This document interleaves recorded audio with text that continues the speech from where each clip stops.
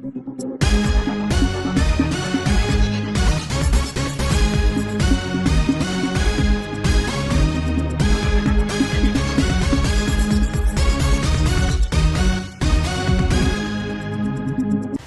आप देख रहे हैं केकेएस न्यूज और मैं हूं आपके साथ मानवी ठाकुर। आज की खास खबरें।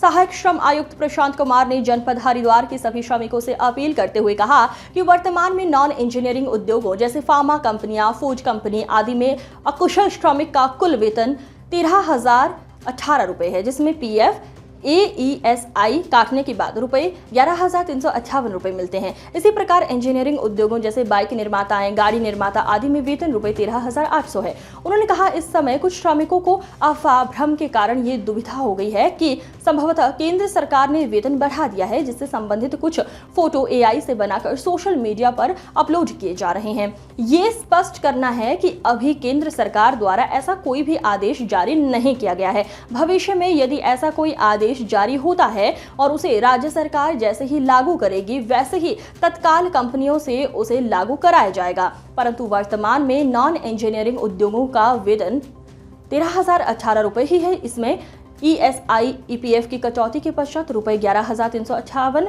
उपलब्ध कराया जा रहा है।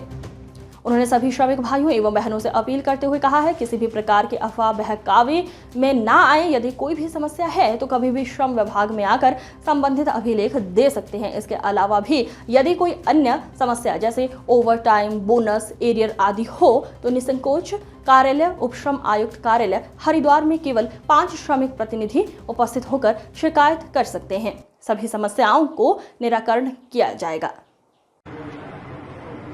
नमस्कार, सभी श्रमिक साथियों को, बहनों भाइयों को, सभी को मेरा नमस्कार है। और मेरा नाम प्रशांत कुमार है। मैं जनपद हरिद्वार में सहायक श्रम आयुक्त के पद पर तैनात हूँ।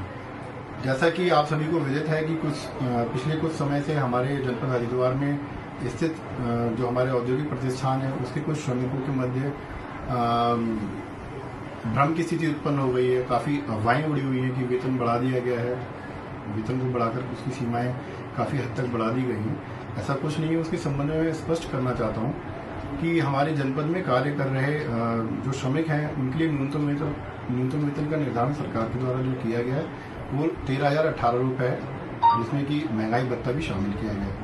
1 अप्रैल 2026 से 518 रुपये बढ़ाकर कुल वेतन 12,500 प्लस 518 13,018 रुपये है, जिसके आधार पर सभी श्रमिकों को भुगतान कराया जाना सुनिश्चित कराया जा रहा है। कहीं पर भी अगर किसी भी श्रमिक की कोई समस्या है, किसी प्रतिष्ठान में अगर इसका पालन नहीं किया जा रहा है, जो भी श्रमिक हमारे पास शिकायत लेकर आ रहे हैं उनका भी समाधान करने का प्रयास किया जा रहा है। कुछ श्रमिकों के मध्य जो अफवाहें फैल गई हैं उसके संबंध में स्पष्ट करना चाहता हूँ कि जो वेतन का निर्धारण है वो नॉन इंजीनियरिंग उद्योगों के लिए 13,018 रुपये है और इंजीनियरिंग उद्योगों के लिए 13,800 रुपये है। तो इंजीनियरिंग उद्योग में केवल वही प्रतिष्ठान आते हैं जहां पर कि काफ़ी भारी कार्य कराया जाता है, जैसे कि हमारे ऑटोमोबाइल सेक्टर की यूनिट है, उनके अंदर भारी कार्य कराया जाता है, हैवी मशीनरीज का यूज किया जाता है। तो केवल उनके लिए 13,800 का निर्धारण किया गया है। और नॉर्मल काम करने वाले लोगों के लिए, जो नॉर्मल काम करने वाले श्रमिक हैं, उन उद्योगों के लिए 13,018 रुपये का निर्धारण है। तो सभी श्रमिक जो है अफवाहों से बचें। और मेरा सभी से निवेदन है, यदि कहीं पर भी कोई शिकायत किसी श्रमिक की है तो श्रम कार्यालय में केवल 5 प्रतिनिधियों के माध्यम से आकर भी अपनी शिकायत दर्ज करा सकते हैं। उन पर नियमानुसार कार्रवाई की जाएगी। सभी श्रमिकों की समस्या का निस्तारण कराया जाएगा। कुछ श्रमिक भाई बहन हमारे पास अपनी शिकायत लेकर भी आए थे, हमने उनका भी निस्तारण कराया है और सभी लोग अपने कार्य पर खुशी खुशी वापस लौटे हैं। प्रतिष्ठानों में कार्य कराया जा रहा है, उनके द्वारा कार्य किया जा रहा है। कोई समस्या फिर भी यदि किसी श्रमिक की हो तो वो ऑनलाइन माध्यम से, ऑफलाइन के माध्यम से या रिटर्न में लिखकर भी हमारे नंबर पर व्हाट्सएप कर सकता है। धन्यवाद।